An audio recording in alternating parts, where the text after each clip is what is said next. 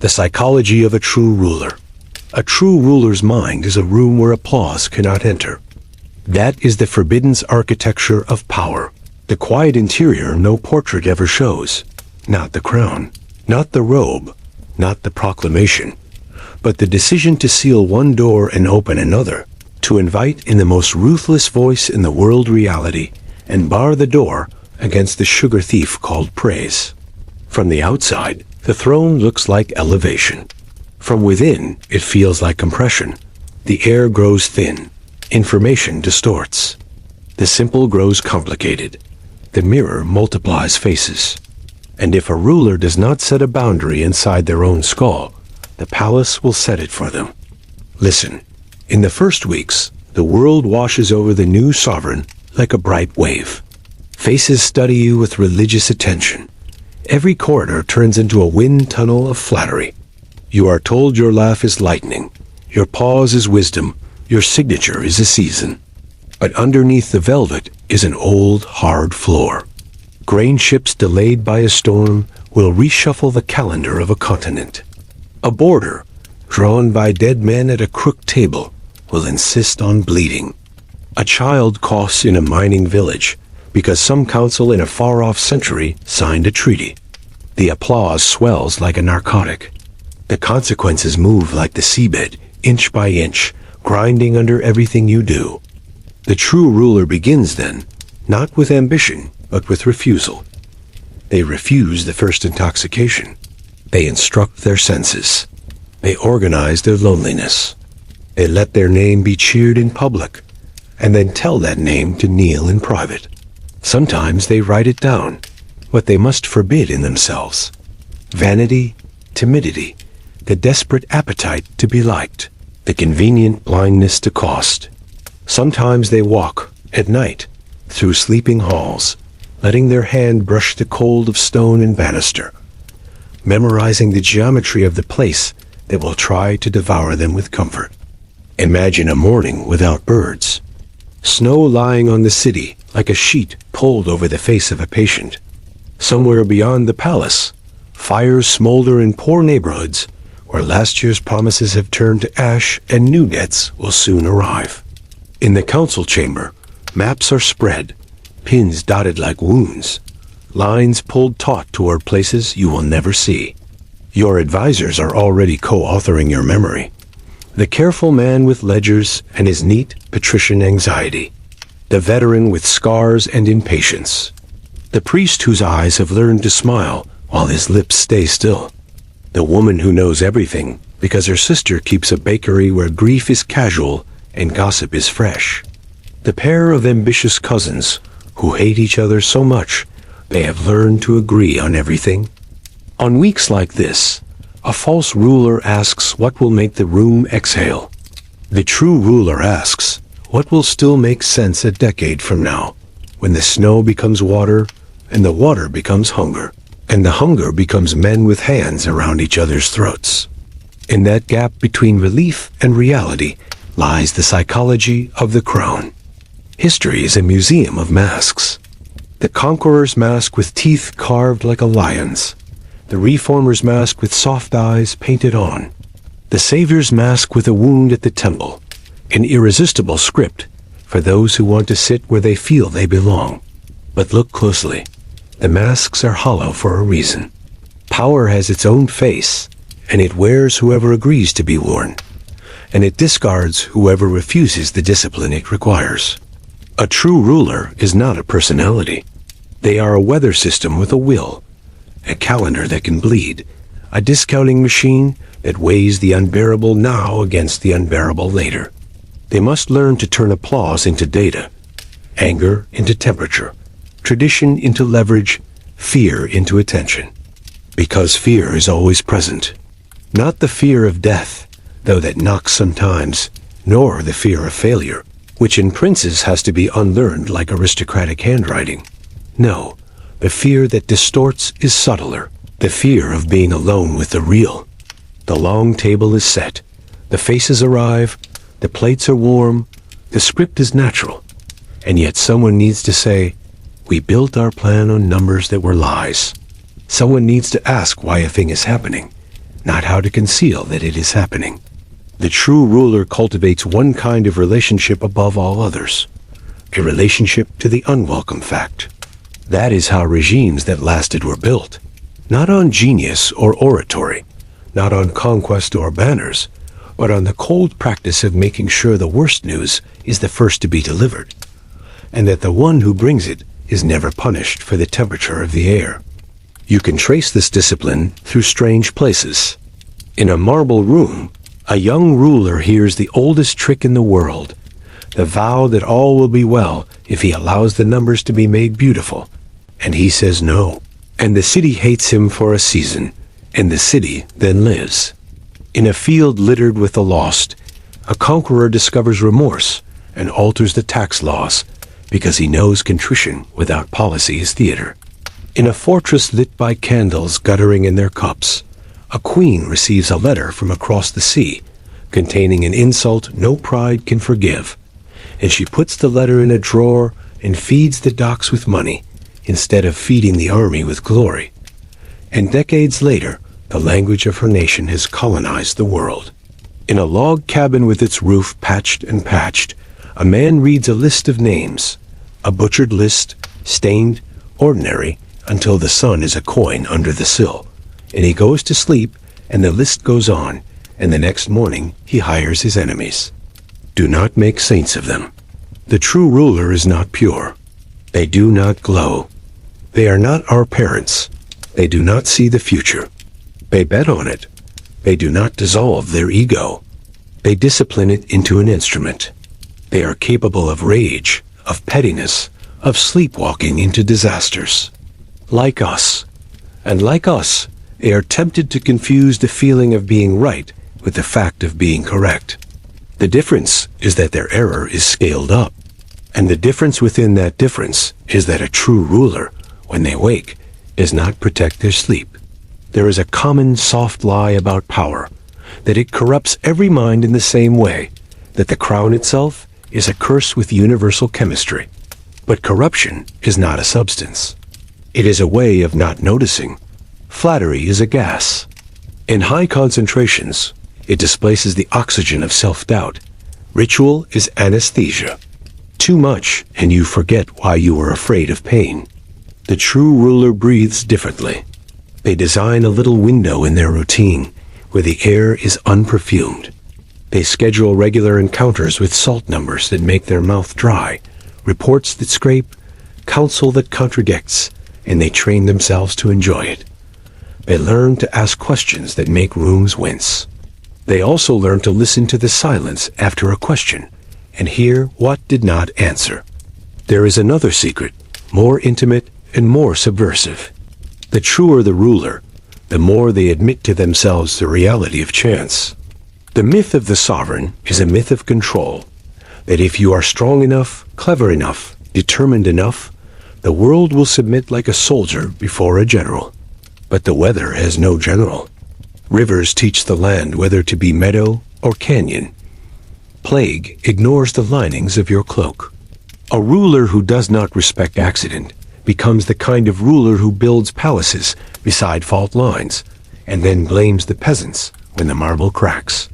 The true ruler keeps a space on the map labeled hazard, a line in their mind for what cannot be commanded, and they plan for something they cannot fully see. And so the paradox deepens. A true ruler's power comes partly from their willingness to feel powerless. That is why they are slow when slowness is hated, and fast when deliberation is adored. That is why they sometimes look by the standards of the impatient like cowards, and to the standards of the prudent like maniacs. They are not chasing the image of a ruler they inherited from tapestries and poems. They are chasing the few patterns the world obeys. Sometimes those patterns are moral, and sometimes they are brutal. To govern, you must put on both glasses without going blind. People love to tell a story where charisma creates order. A voice rises, a nation hears itself in it, and history follows.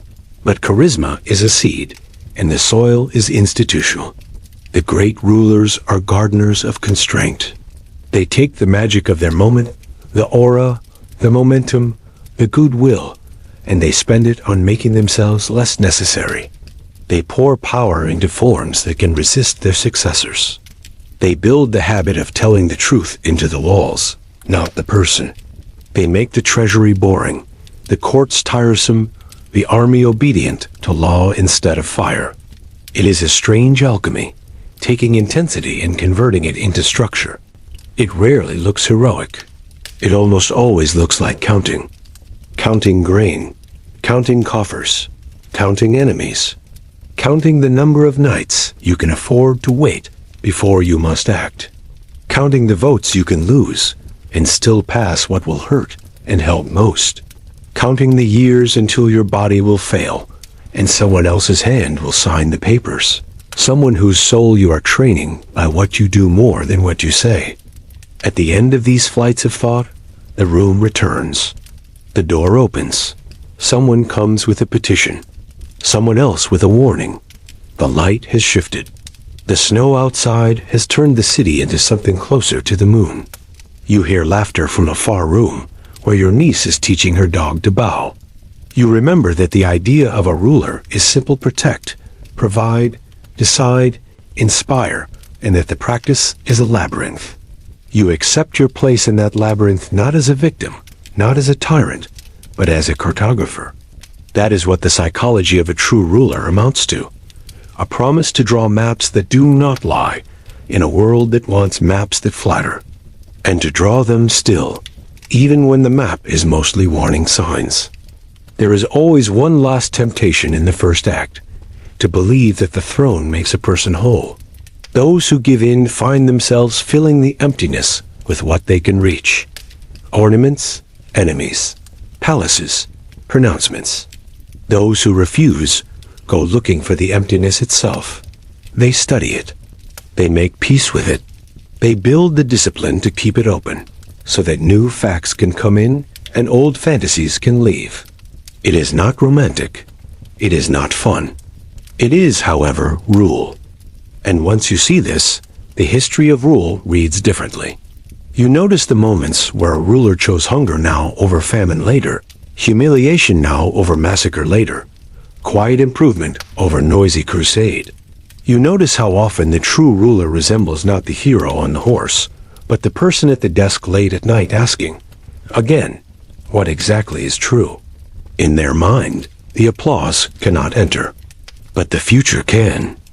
The desolate privilege of ruling begins with a misrecognition, the belief that people want a person to lead them. They do not. They want a story. They want a shape to time. They want their fear engineered into something that can be carried without falling apart. The true ruler knows this, but they also know that stories can deform us. So they write one that can bear contradiction. The grand illusions of power are not only about pride. There are illusions of certainty and illusions of speed. One says, you can know enough. The other says, you can act before knowing enough. Together, they make a particularly intoxicating poison. Both are fed by environments that resemble experiments designed to warp human nature. Consider the palace ecosystem. People with incentives to tell you what aligns with their advancement. Routines that reward spectacle. Failures that can be made invisible. Enemies that can be made distant. A horizon that stops at the veranda. The psychology of a true ruler is the antidote to this ecology. It is the art of mistrusting what feels like relief. At its core is a tolerance for ambiguity that does not slide into paralysis. Most of us think clarity is a good in itself. For rulers, clarity can be a trap. Early clarity often means someone has simplified the problem so that it can be solved wrong. The truest rulers are those who can keep complex, unpleasant pictures intact long enough to act proportionally. They are allergic to the satisfaction of the single cause. They borrow eyes. They invite those who hate them to speak. They reward the person who can tell them why their plan will fail without punishing the disloyalty of insight. It is not a soft skill. It is a form of courage. This courage has a distinctive flavor. It is colder than bravery on the battlefield, which burns. It is colder than the courage of reformers, who can march by the heat of being right. The ruler's courage is the courage of choosing the least wrong path when every path ends in harm. It is the courage of letting your name be hitched injuries you did not commit, but could not prevent without committing others worse. It is the courage of bearing the hatred of people you will never meet because you refuse to buy love with ruin. There is a word for that kind of capacity. We call it responsibility, but that word has been emptied by speeches. What it means here is the willingness to pay for tomorrow with today's comfort, using your own reputation as coin. There is also the matter of timing. Power collapses time. You can touch with a sentence what tens of thousands will feel in a morning. But human systems have lag. Cultures have legs. If you yank too hard on the rope attached to a nation's stomach, it vomits. If you never pull, it sleeps and then dies. The true ruler thinks in lags. They plant decisions like trees. Some seeds grow fast, yielding shade for opportunists. Others are slow and deeply rooted. They accept that the public will blame them for the tree that drops fruit on the road, but will never thank them for the windbreak that made harvests possible. They make peace with the invisibility of acts that prevent. Legitimacy, the oxygen of rule, is a complex gas. Its sources are layered: ritual, performance, result.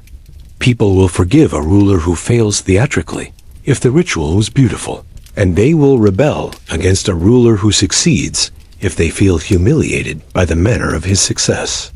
The true ruler organizes their own theatricality. They understand that people cannot receive policy without a scene to hold it, so they stage modestly. They design rituals that educate rather than mesmerize.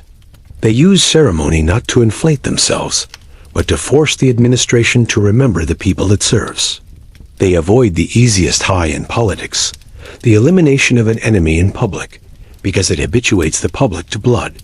Once a people tastes the drama of killing as governance, hunger for it will replace hunger for bread. But calculation without conscience is a shrewdness that devours its own author. The true ruler has moral imagination, the capacity to envision unintended victims as clearly as intended beneficiaries. This imagination does not paralyze, it calibrates. It slows the hand long enough to tweak the policy that saves 1,000 and harms 10, so that it saves 990 and harms fewer. It is math with empathy baked in, and it requires an intimacy with the anonymous. Only someone who has spent time not as a ruler, but as a person, listening without being listened to, lacking without remedy, can carry it without it breaking into sentimentality. This is why the best rulers are not simply trained. They are tempered by life outside the court. They know what bread costs at 5 a.m.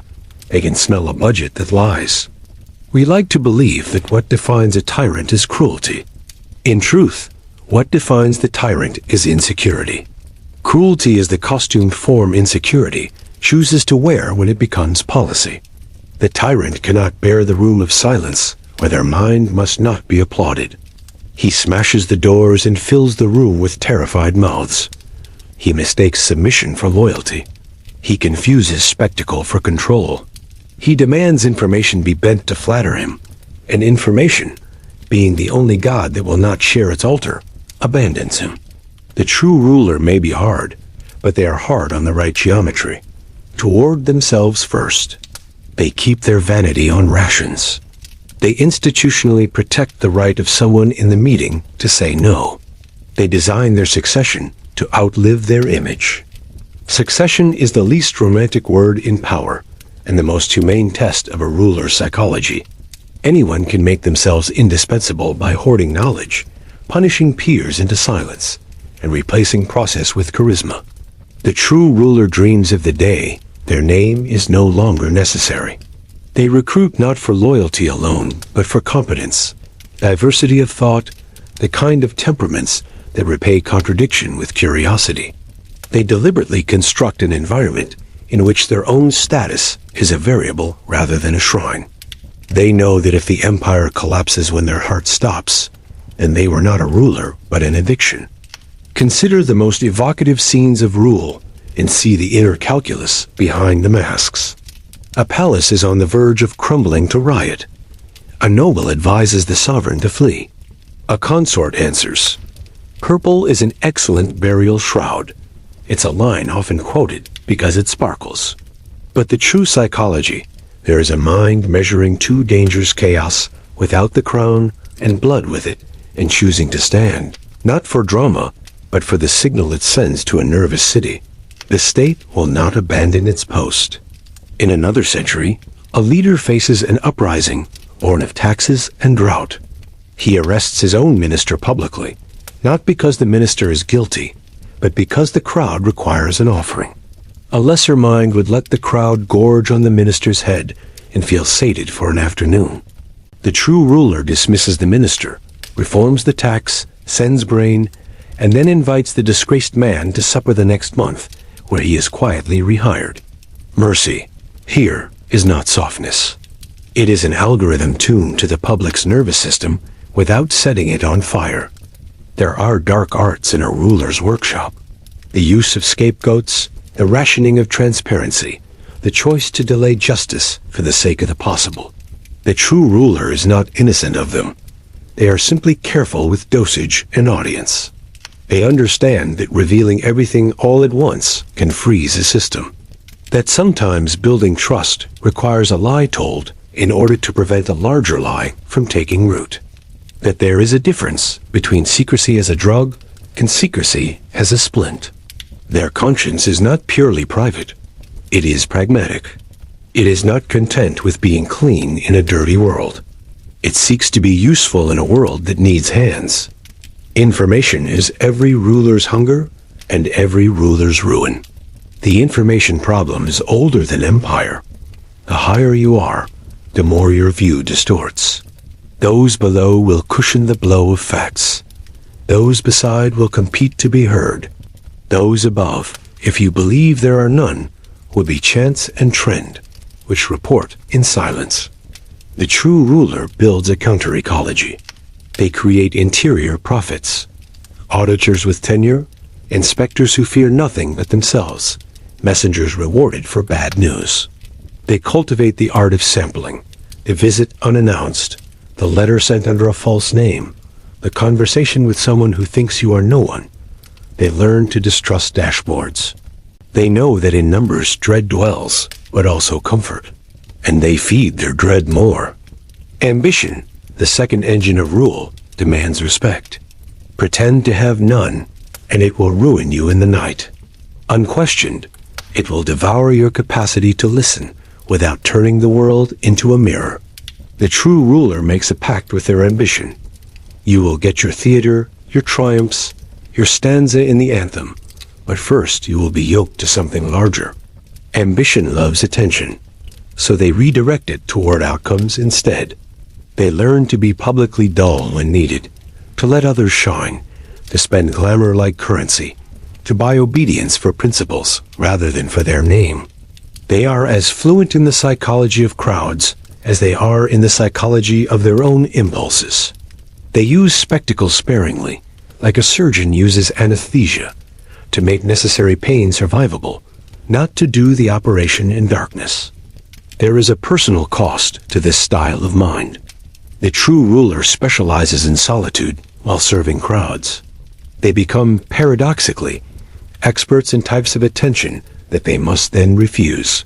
Love that clings, hatred that clarifies. The loyalists' vow, woven with poison threads. They develop the sinister little habit of watching the light leave a room when they enter it, and judging not their fame, but their signal-to-noise ratio by that light. They recognize when people are performing what they believe a subject should do, and when they are being themselves. They make jokes at their own expense, not to be liked, but to test whether the table can stand laughter. They are always looking for the one pair of eyes that has not been bent by their presence. All the while, they live with the oldest riddle, to be loved or feared. It is framed wrong. The true ruler seeks neither love nor fear as ends. They seek order with dignity. Fear can impose order quickly and cheaply. It also destroys dignity. and thus the loyalty that survives absence. Love can create loyalty, but it is unstable when hardship comes. The sustainable compound is respect, which is slower to ferment, but stouter in the storm. Respect is built with two ingredients: competence and fairness. Competence quiets fear. Fairness court-martials love. The ruler who appears competent, but not fair, breeds cunning enemies. The ruler who appears fair, but not competent, breeds desperate allies who will replace them rather than burn with them. The true ruler trains their face to look like a governor, even when their heart is broken and their hands are cold. Every sovereign inherits a centuries-old argument about the human animal. Are we brittle or elastic? Are we wolves or shepherds? The answer that seems true depends on the worst thing that happened in your youth. The true ruler resists the tyranny of their childhood. They study enough history to see how often people surprise both optimists and cynics. They allow themselves to be corrected by what works. If punishment reduces theft here, they punish. If ritual reduces violence there, they invest in ritual. They fall in love with the human capacity for change without imagining themselves its author. They invite strangers into the council who can describe faith in words the court forgot. There is one last layer to this psychology of unraveling, the layer that cannot be taught by tutors or wars, the sense of proportion. Ironically, it comes from grief. Something irreparable must happen for the mind to stop seeking victory at every scale. The true ruler remembers a grave with a name on it. They carry the reference point, and it keeps their decisions from becoming infinite, endless war, endless reform, endless purification, endless revenge. They can stop. That is their secret advantage over the ideologue and the tyrant. They do not put providence on the table and call it policy. They leave some things undone. They let the world be partly wrong in order for it to be livable. The narrative thickens then, not toward triumph, but toward patience. The defendant might be hanged tomorrow, and perhaps justice requires it. The true ruler asks what the city will remember about itself the day after, and the year after. The crops will come in, and the granary will be stacked, and everyone will congratulate the minister who saved the day. The true ruler will remember the road ruts that cost the harvests 5 years from now, and will spend gold to fix them.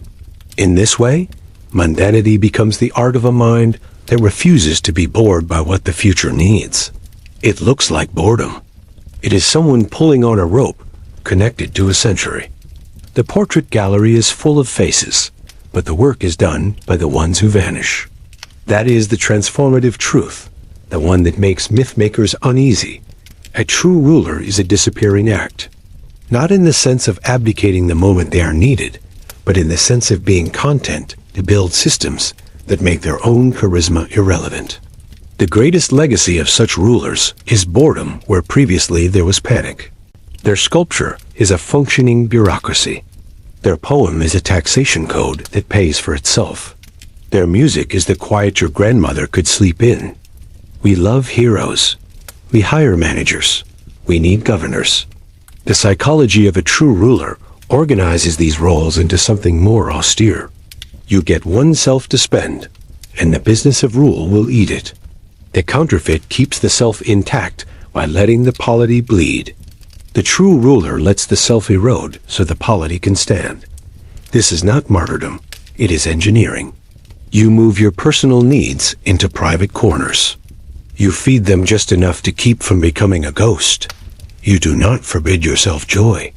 You just do not use the public to supply it.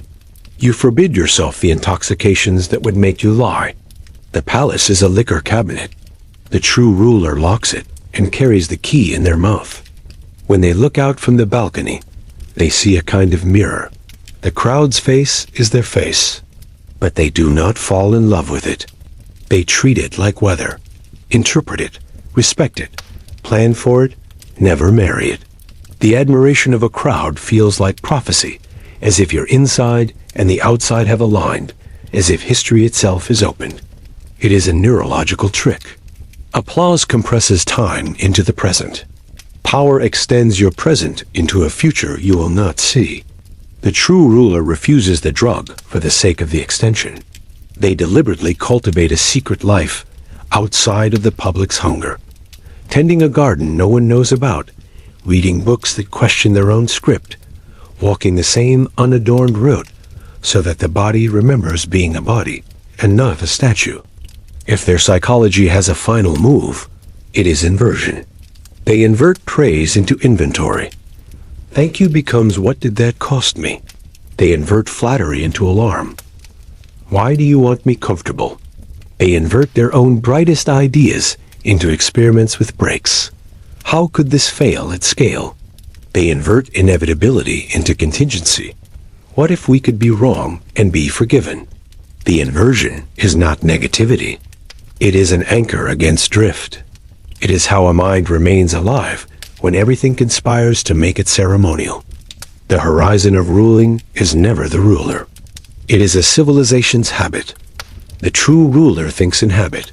They know that people will forget the specifics of their reforms, but will live inside the cathedral of routine those reforms built. They know that a school, properly adjusted, will teach children how to disagree without needing a civil war. They know that a court, properly insulated, will absorb panic and return law instead of vengeance. They know that a tax, properly communicated, will feel like membership and not theft. They know that a military, properly disciplined, will refuse orders that break the republic while following orders that protect it. None of this is exciting. All of it is the spine of the future. You can discern them in the archive by the arguments they lose.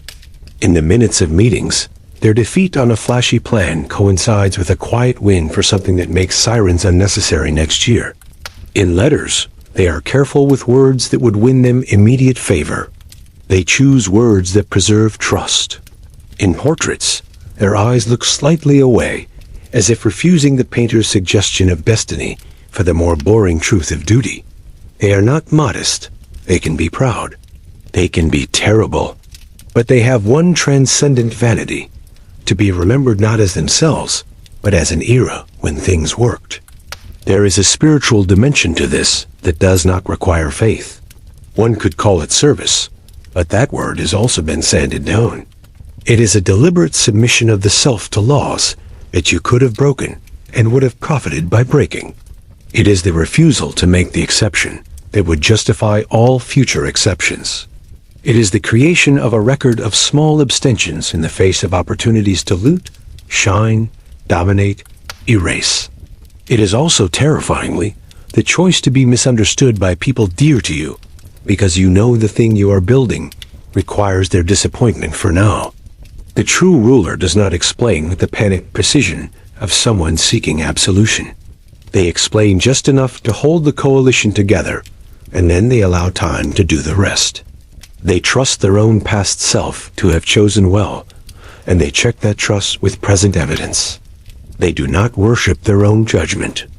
Is this humanly sustainable? The record says rarely. The office is a slow disease. Many who begin with invincible disciplines finish as prisoners of their own performance. The saving grace for the few is that they divide themselves not into hypocrites, but into overlapping selves with different loyalties. The private, loyal to love. The magistrate, loyal to law. The commander, loyal to survival. The founder, loyal to the unseen. They rotate these loyalties like crops so the soil does not die. When one starts to tyrannize, they rest it. When another grows thin, they feed it. They find friends who protect each loyalty from the others. They make a home in which they are not a ruler and obey someone else. They give their children and their lovers permission to despise their job. They allow themselves to be ordinary somewhere, so that their ordinariness elsewhere does not become cruelty. There is an uglier revelation in the end. No ruler can remain clean. The ledger of rule has a deficit column that fills whether you wish it to or not. Innocents will suffer because of what you sign.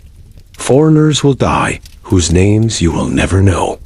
Arrests will be made that are technically legal and morally gray. Roads will be built that displace those with no lawyers. In this universe of harm, the true ruler does not commit the final sin of pretending the harms do not exist. They count them. They pay for them in other currencies. They shape their policies so that the harms are never hobbies and never private. They do not let pleasure dictate where pain goes. They professionalize their guilt into the thing that keeps their hands steady when a lesser person would begin to like the smell of smoke. And still, beyond guilt and engineering and grace, there is contingency. The harvest fails, the ally dies. The meteor strikes. Your careful institutions sag under the weight of a new technology. The world runs an experiment on you that has never been run before. The true ruler's psychology shines brightest here when preparation meets absurdity. They are supple. They are not brittle. They improvise without superstition. They are honest about what they do not know. They borrow younger minds. They let the engineers lead when the problem is engineering, the doctors when the problem is plague, the artists when the problem is spirit. They project calm without lying. They change their mind in public and protect the public's pride while doing it. They apologize without bleeding out. They start over. What, then, is the final measure? It is not peace alone. Peace can be purchased with cowardice. It is not growth alone. Growth can be purchased with cruelty. It is not freedom alone. Freedom can be purchased with chaos. It is dignity with endurance. A society in which a citizen can argue without fear for a long time. The true ruler acts as if that sentence were a physical object to be built, an aqueduct, an orchestra, a gate with hinges that do not rust. The mind capable of this acts like a gardener and an engineer, and a judge and a priest, and a parent and a student. It is a mind that keeps the applause outside and invites the future in. It is rare, but when it appears, it refutes cynicism in the only way cynicism can be refuted, by function. The revelation that follows is personal. Power is not only thrones. It is schools and hospitals, companies and households, friendships and art. Ruling is a distributed practice we inflict on each other in quiet ways. You are somewhere the sovereign of a small jurisdiction, a team, a kitchen, a classroom, a memory that sets the terms for how you and your siblings talk about the past. The psychology of the true ruler belongs here too. Refuse applause when you should be listening. Do not confuse speed with competence. Build systems that make you less necessary. Reserve some tenderness for your enemies. Organize your loneliness. Let the worst news find you first. Invert praise into inventory. Construct succession. Be fair at the cost of love. Be competent at the cost of pride. Make boredom a sign of justice. Learn to be misunderstood without becoming resentful.